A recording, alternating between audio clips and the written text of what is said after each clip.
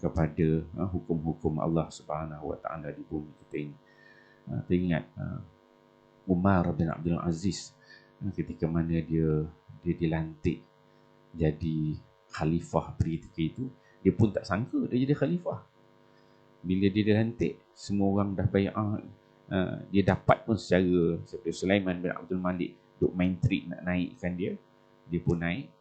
Bila dia naik je, dia ramai tak berpuas hati. Kemudian pada ketika itu, orang pembesar pada ketika itu, akhirnya bila dah discuss, bolehlah, terimalah seadanya. Kemudian Umar bin Abdul Aziz diserahkan balik. Sekarang ni aku cabut bai'ah yang dah berikan pada aku serahkan pada kau balik semua. Sebab aku ni dilantik bukannya atas kerelaan aku. Dengan perbincangan tak ada. Diserah balik. Kemudian orang pun duk bising pada dia. Akhirnya semua tu setuju bai'ah dia ke sebagai khalifah pada ketika itu. Bila dia naik khalifah tu, malam pertama di alam khalifah, alam barzah, alam khalifah kan. Malam pertama alam khalifah tu dia panggil lah SU dia. Orang tulis. Tulis yang ni suruh pecat, yang ni pecat, orang ni pecat, orang ni pecat, orang ni. Sampai SU dia kata sampai ke pagi je tengok. Oh letih dah tulis. Kan? Saya ditanya tak letih ke khalifah dia kata. Kena tulis lagi. Maksud dia ni merancang lah untuk kebaikan pentadbiran. Sebab itu khalifah Umar bin Abdul Aziz 2 tahun aja. 2 tahun aja dia meminta, akhirnya mati kena racun. Sunnatullah, orang pejuang itulah. Kalau kita tengok khalifah ada 4. Abu Bakar, Umar, Usman, Ali. Yang mati normal Abu Bakar je. 3 lagi mati kena bunuh. Ini sunnah orang berjuang begitu. Umar bin Abdul Aziz kata kalau nak ada yang khalifah yang kelima tu Umar bin Aziz mati kena racun. Sunnah berjuang nak Islam ni begitulah. Jadi kita doakan yang terbaik. Siapa-siapa pun lah yang naik, moga-moga kita mendapat rahmat daripada Allah Subhanahu Wa Taala semua insya-Allah. Okey, pada pagi ini kita sambung pengajian kita menggunakan kitab 300 kesalahan dan kekeliruan dalam solat. Karya Salahuddin Ashani, seorang dosen di negara jiran kita di Indonesia.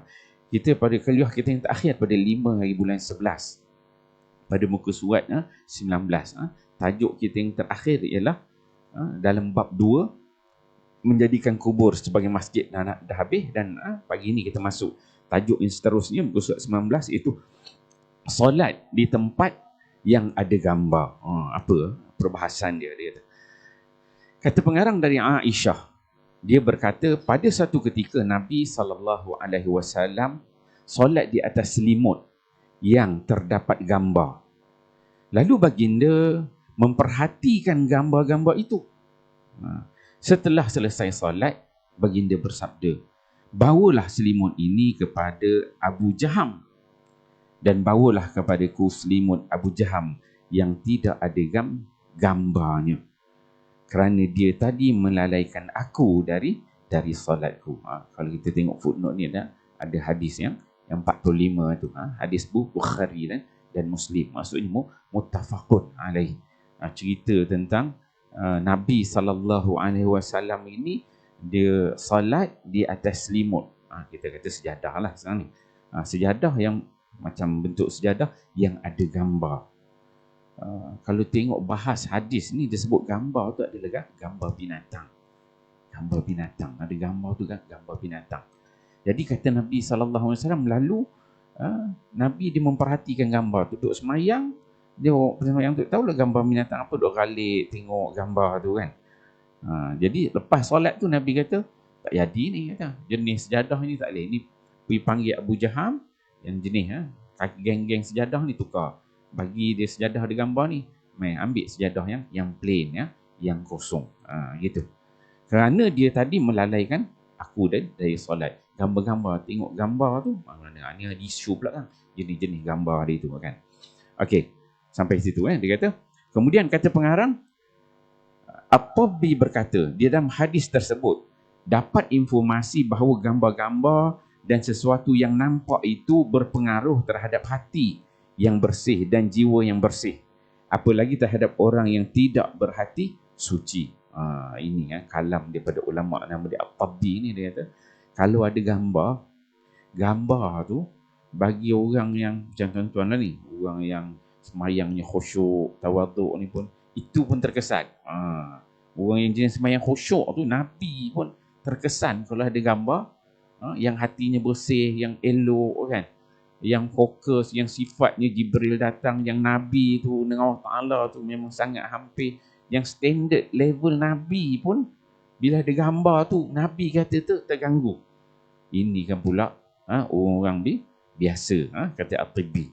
Kalau orang jenis hati dia ni jadi banyak penyakit, lagilah bermasalah sejadah kita macam-macam jenis. Itu ni sebut ni kalau gambar, isu gambar tu. Macam kita saya rasa tak ada gambar.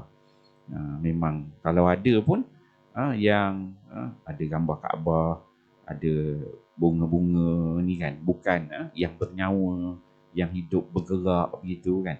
Sebab ada ni yang kita tengok ada perbahasan lagi. Dia kalau memang disebutkan kalau yang ada jenis gambar bernyawa tu, memang setengah ulama dia memang haramkan. Tengok dia kata lagi. Untuk itulah para ulama memakruhkan. Para ulama dia kata memakruhkan solat di tempat yang ada gambarnya. So kalau kita semayang atas tempat kita semayang tu ada gambar, hukum dia makruh. Dia kata kerana itu dapat mengalihkan perhatian orang yang solat dan mengeluarkannya dari wilayah kekhusyukan di dalam solat. Jadi sebaik-baiknya kalau kita tengok hadis Nabi muttafaqun alaih ni, Bukhari dengan Muslim, sebaik-baiknya yang plain, yang kosong. Tapi kalau yang gambar biasa ni, yang maksudnya dia bukan gambar maksud yang bernyawa lah, yang ada design kotak-kotak gini kan, hukum dia harus.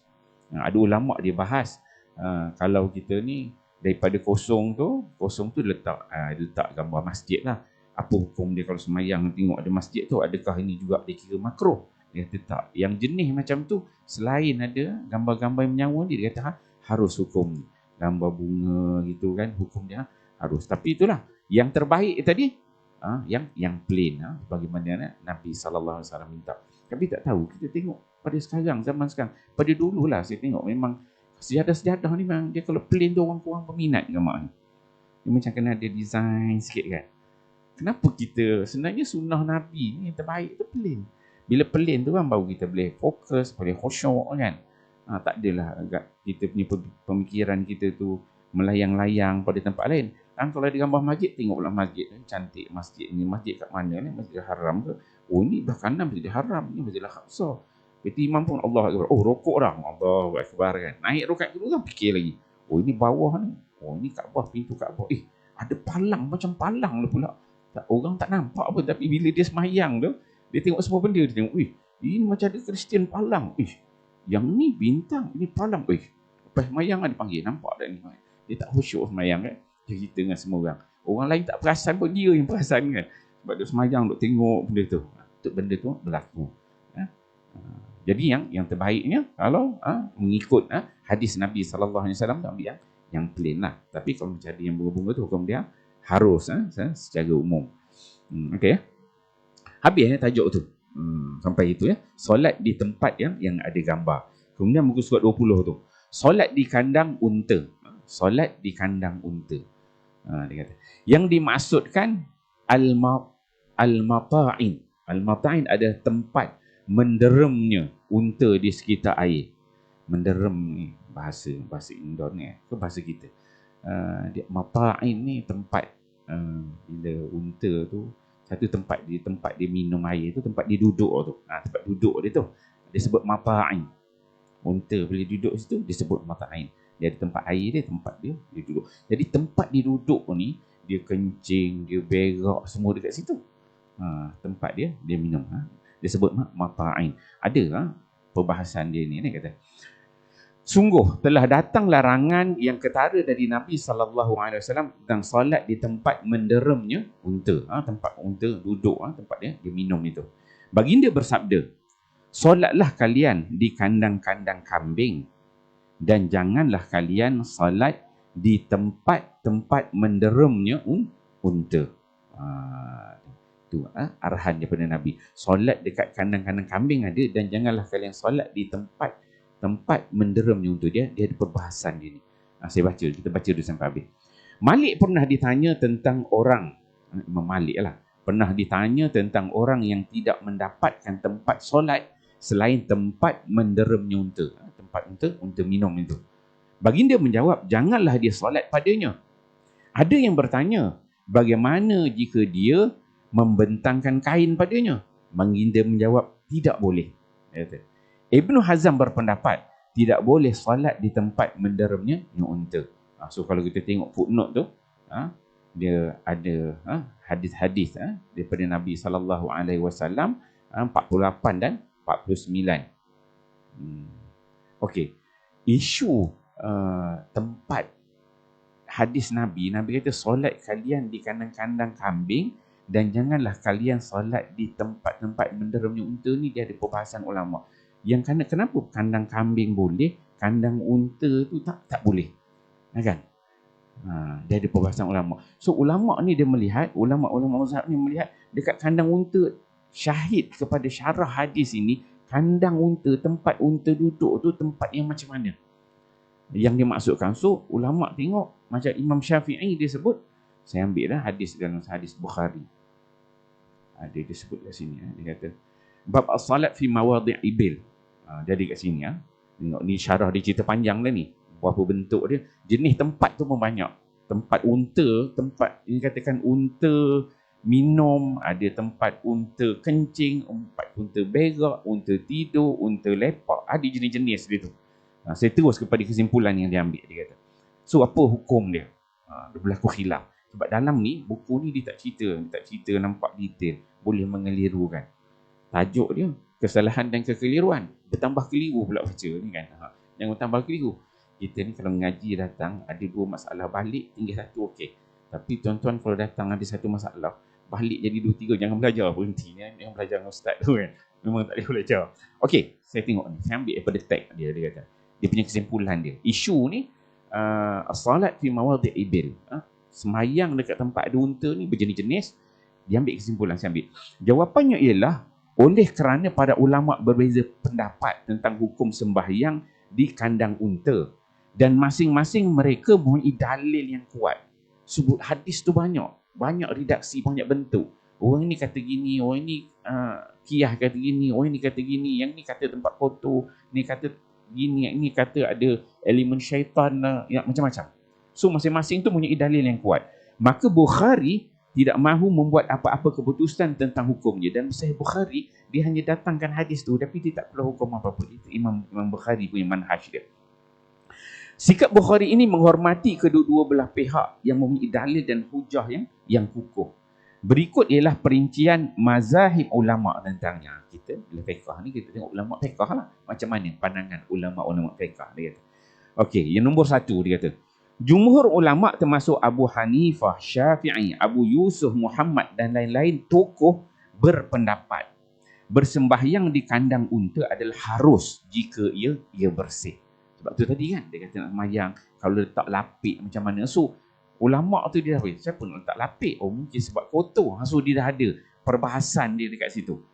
So, dia katakan ini Abu Hanifah, mazhab Hanafi, Imam Syafi'i, Abu Yusuf, Muhammad dan lain-lain tokoh berpendapat sembahyang di kandang unta adalah harus jika ia bersih. Kalau bersih tu hukum dia harus. Kita sini tak ada kandang unta lah. Sini tak ada. Cuba ini perbahasan ni ada kan. Jadi kita baca terus.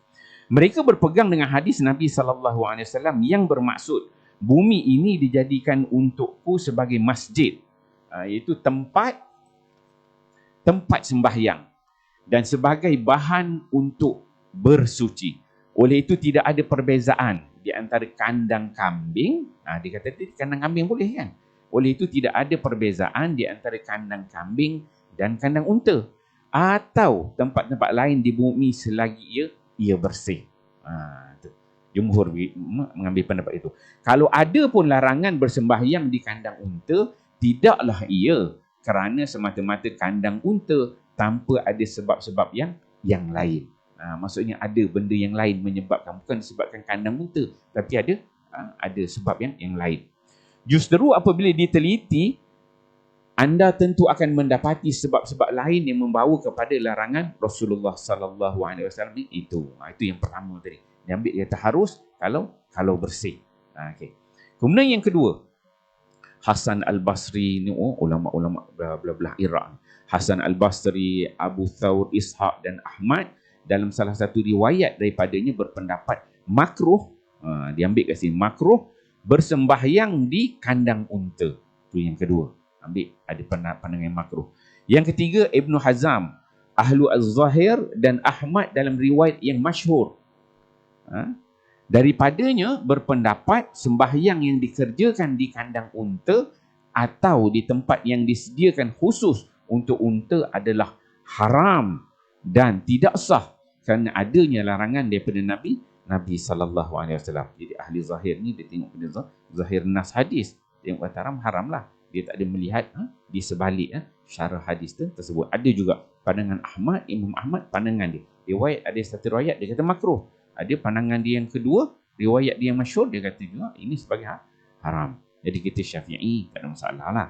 Sebab dia kata harus selama dia bersih dekat situ. Dan adalah beberapa pandangan lain. Tapi kita nampaklah kerangka. Sebab apa pengarang dia bawa kan dalam kitab dia ni 300 kesalahan ni solat di kandang unta. Sebab ada hadis Nabi SAW yang membahaskan tentang isu tersebut. Walaupun kita sini tak beli unta.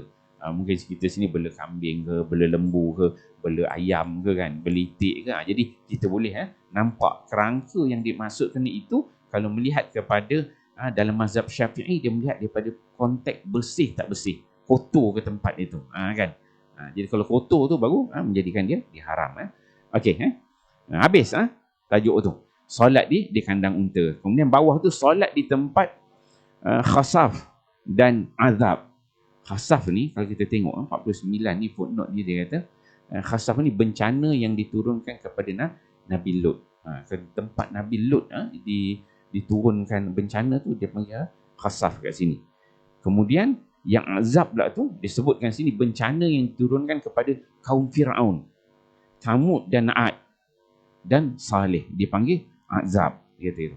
Jadi kita tengok solat dekat tempat macam tu, maksudnya tempat yang mana Allah Subhanahu Wa Taala turunkan bala, turunkan bencana kan. Apa hukum dia? Rasulullah sallallahu alaihi wasallam bersabda, janganlah kalian mendatangi mereka yang telah mendapat bencana melainkan sambil menangis. Lalu apabila kalian tidak menangis, maka janganlah kalian mendatangi mereka sehingga kalian tidak akan tertimpa apa yang telah ditimpakan kepada mereka. Ini ada dalam hadis Bukhari ya.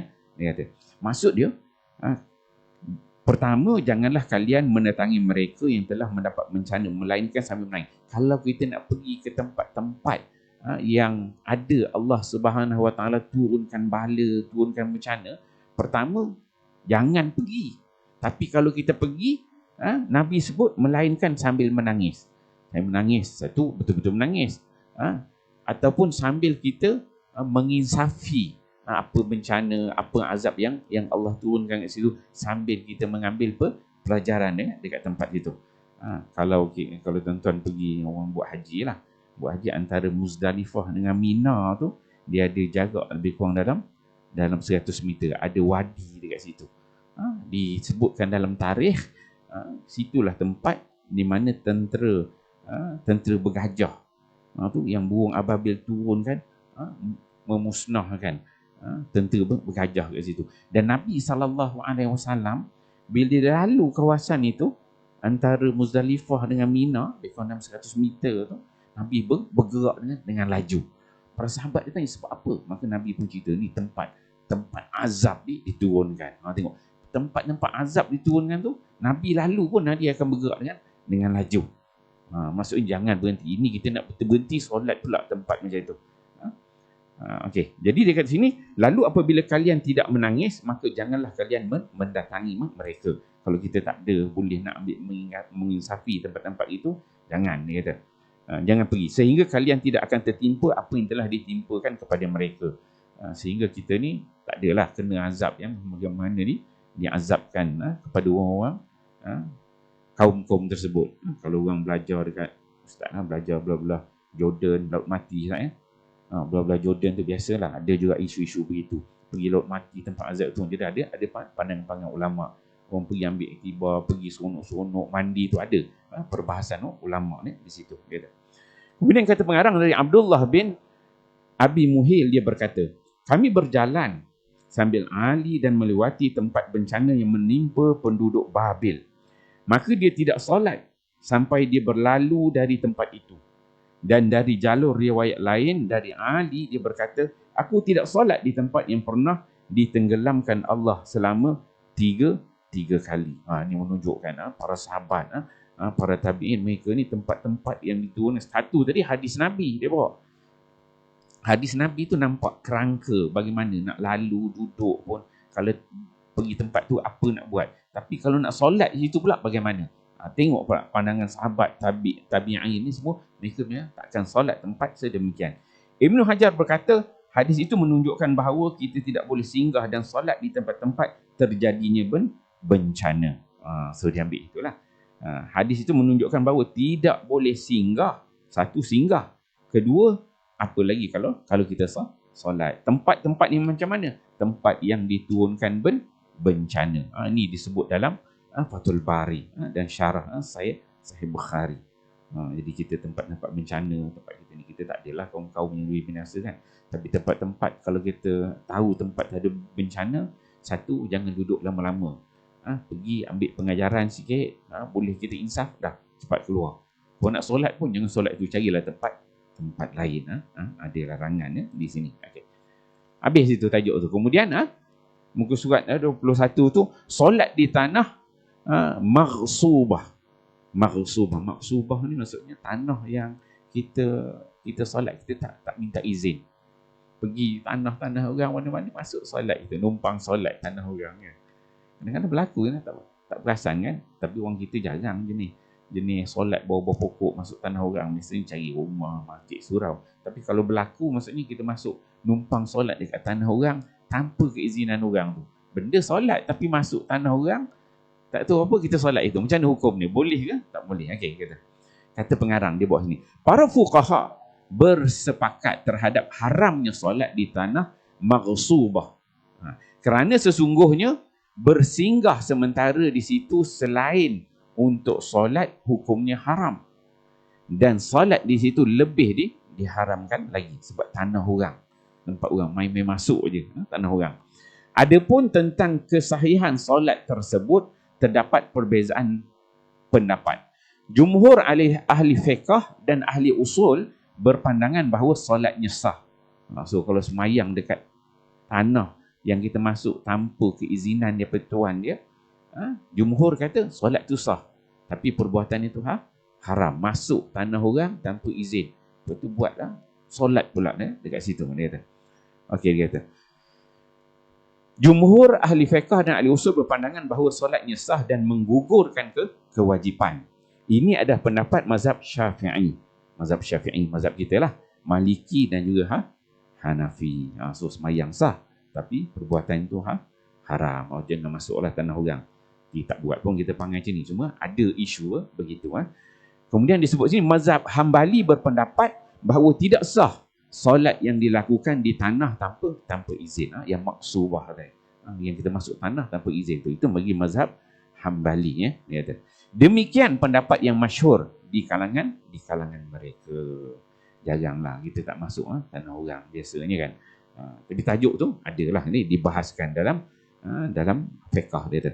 Kemudian tajuk solat di kubur. Macam mana solat dekat kubur pula, kawasan kubur ataupun di bilik air. Sebab ni ada hadis daripada Nabi SAW. Rasulullah bersabda, semua tanah itu menjadi masjid selain kubur dan bilik air.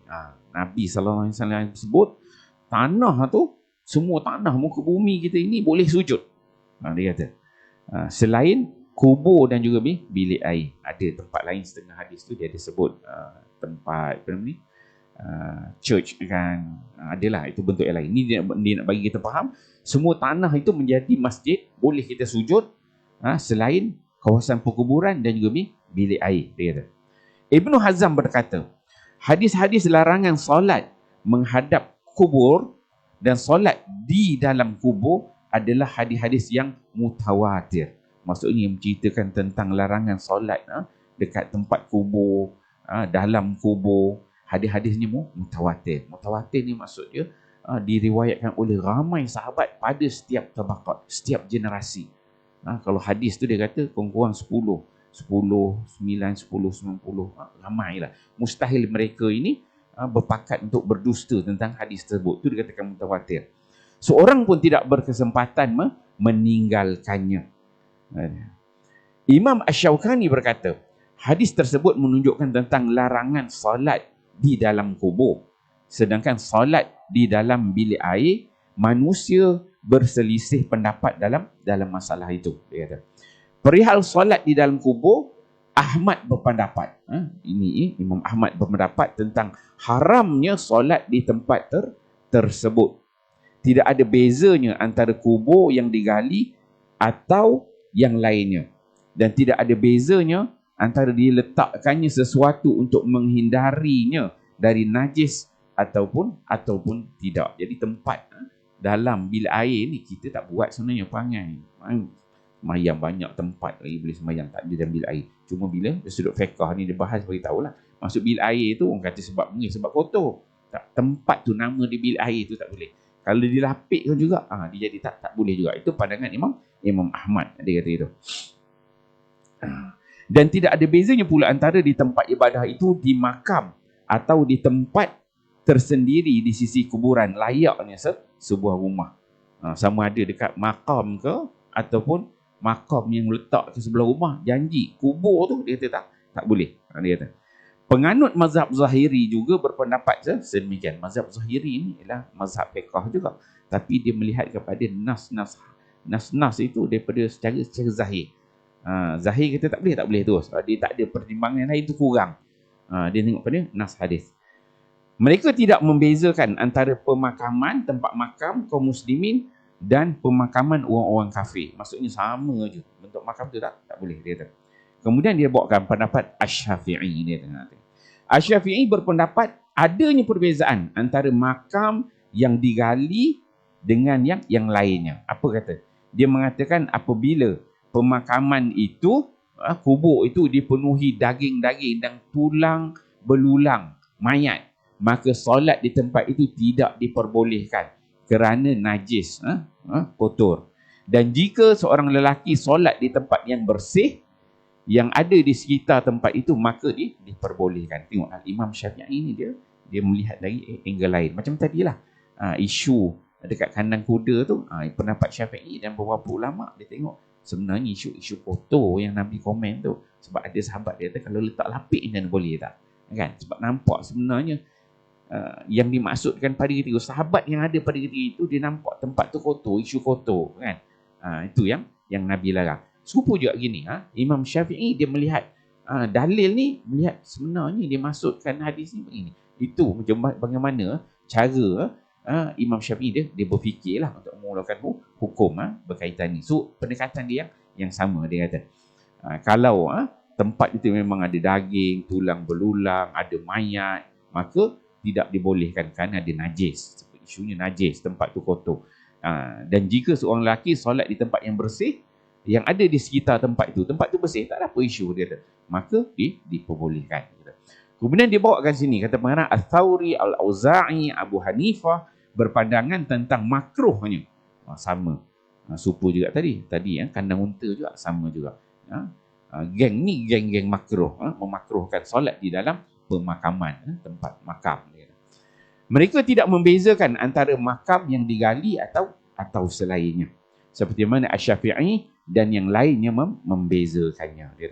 Adapun bilik air itu di sudut makam tadi, dekat kawasan kubur kan. So maksudnya Syafi'i dia tengok kalau kotor tak boleh, kalau bersih okey dia okey.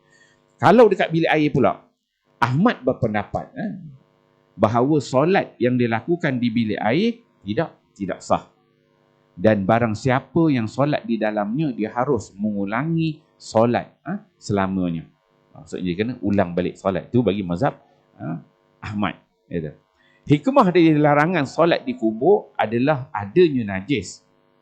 yang ada di bawah tempat solat, dan yang lainnya menyebutkan untuk menghormati orang yang mati. Dan hikmah larangan solat di bilik air adalah banyaknya pula najis di dalamnya, dan dikatakan juga bahawa sesungguhnya bilik air itu adalah tempat tinggal syaitan.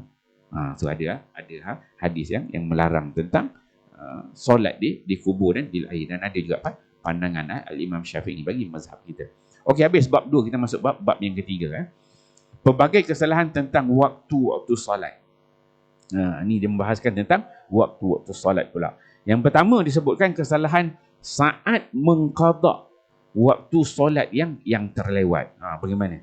Kesalahan waktu mengqada solat yang lewat, dia kata. Kata pengarang, sebahagian orang yang solat, bila dia kehilangan solat maghrib misalnya, maka dia menggantinya bersama solat maghrib pada hari berikutnya. Ada, dia kata, sebahagian orang semayang subuh ke, maghrib ke, isya ke, dia style dah terlepas waktu tu, contoh maghrib, tiba-tiba masuk isya dah. Dah terlepas maghrib. Jadi dia qada besok. Besok semayang maghrib, lepas maghrib baru dia qada. Ada jenis macam tu. Kalau subuh, dah terlepas subuh kan. Tengok matahari dah naik tu, dah terlepas subuh. Bangun lewat, dah terlewat kan. Jadi dia besok semayang subuh baru dia qada. Ni isu dia kata. Nabi telah bersabda, dia kata, ini adalah kesalahan yang besar, kata pengarang. Bentuk yang dia extend bawa sehari besok ni, maksudnya qada solat yang terlepas tu bawa besok ni, dia pengarang sebutkan ini adalah kesalahan yang besar. Sebab Nabi SAW telah bersabda, sesungguhnya tidak disebut sikap peremehan, meremehkan di waktu tidur. Maksudnya kalau tidur ni kita tak boleh katakan sebagai satu kelemahan lah. Sebab kita tak boleh kontrol tidur. Kan? Orang tidur bangun pukul 8 pagi. Nak buat macam mana? Dah pukul 8 pagi kan? Kita bukan boleh kontrol tidur tu. Dia kata. Ataupun terlepas dengan sebab-sebab di luar kawalan kita. Sesungguhnya tidak disebut sikap peremehan di waktu tidur. Sikap peremehan itu terjaga. Maka apabila salah seorang di antara kalian lupa mengerjakan solat atau tidur. Satu, dia kata lupa. Kedua, atau tertidur darinya, maka hendaklah dia mengerjakan solat itu pada saat mengingatinya. Ini jenis. Dia qada ni ada beberapa jenis. Ini jenis yang lupa ataupun tertidur. Jadi once bila dia tersedar, teringat aja, terus dia buat. Contohnya tak semayang maghrib lagi kan. Duduk, rehat, lupa kan. Lupa tengok, pukul 9 dah, tak semayang maghrib ni. Jadi terus semayang maghrib dulu.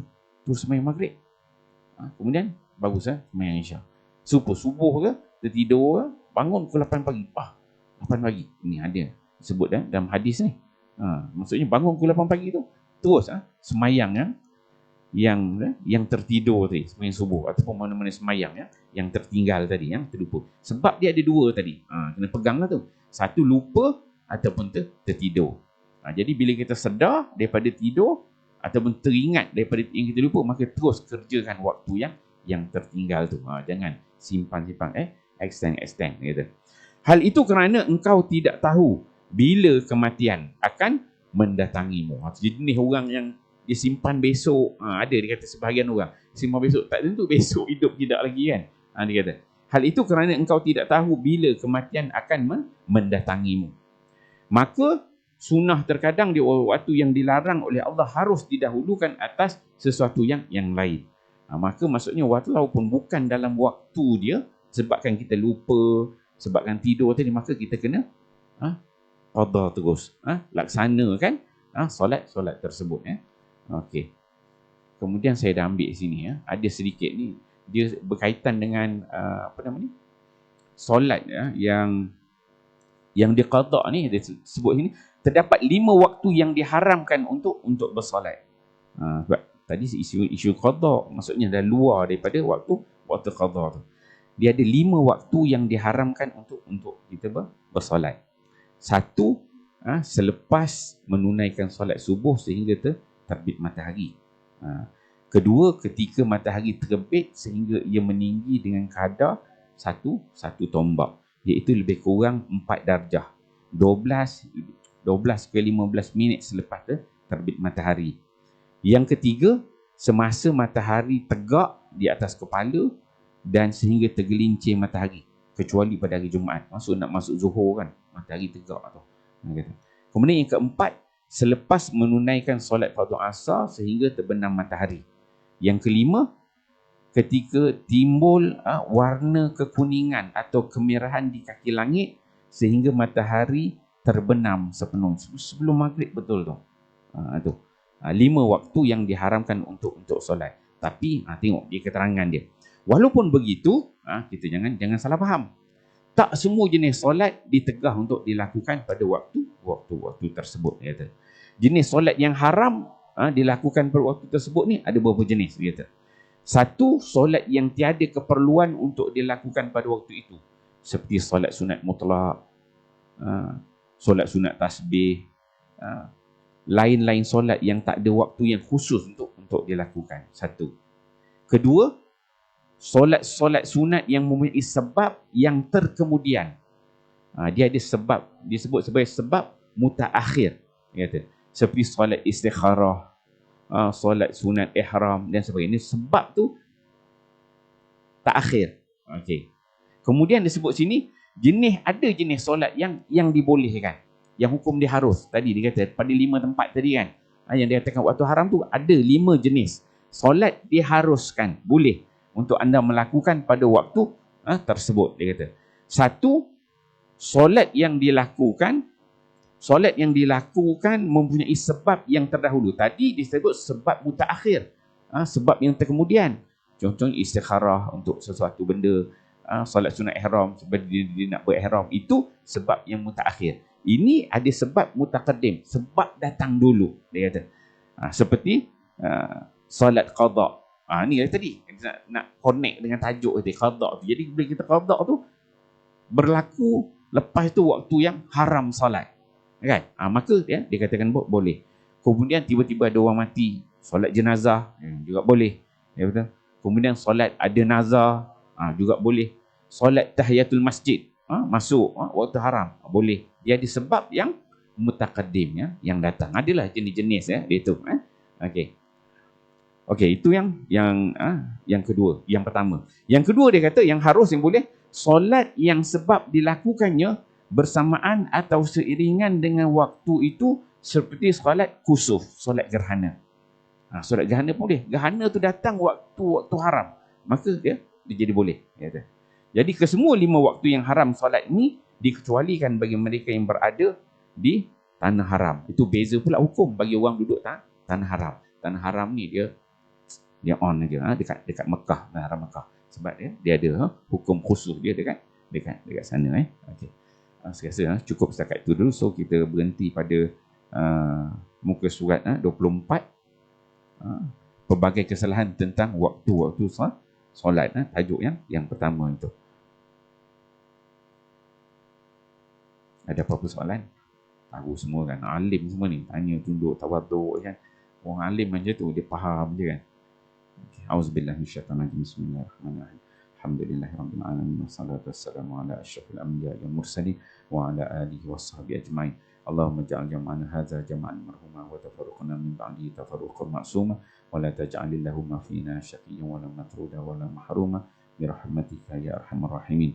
Rabbana atina fid dunya hasanah wa fil akhirati hasanah wa qina adzabannar. Wassallallahu ala sayyidina Muhammad wa ala alihi wasallam. Walhamdulillahirabbil alamin. Assalamualaikum warahmatullahi wabarakatuh.